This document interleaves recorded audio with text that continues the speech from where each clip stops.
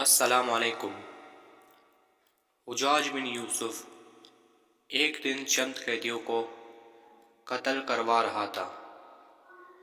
ایک قیدی اٹھ کر کہنے لگا، اے امیر، میرا تم پر ایک حق ہے۔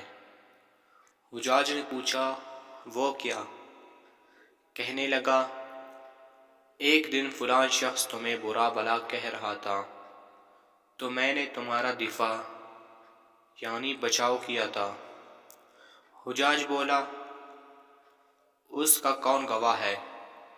اس شخص نے کہا، میں اللہ کا واسطہ دے کر کہتا ہوں کہ جس نے وہ گفتگو سنی تھی وہ گواہی دے۔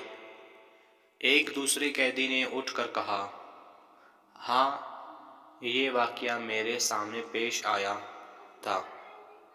حجاج نے کہا، پہلے قیدی کو رہا کر دو۔ پھر گواہی دینے والے سے پوچھا، تجھے کیا رکاوٹ تھی کہ تو نے اس قیدی کی طرح میرا دفاع یعنی بچاؤ نہ کیا؟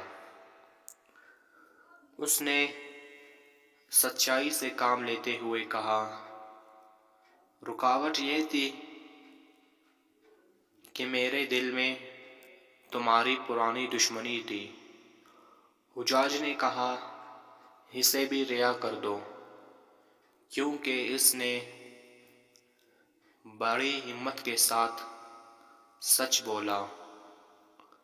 سچ بولنے والا ہمیشہ کامیاب ہوتا ہے، کیونکہ سانچ کو آنچ نہیں، یعنی سچ بولنے والے کو کوئی خطرہ نہیں۔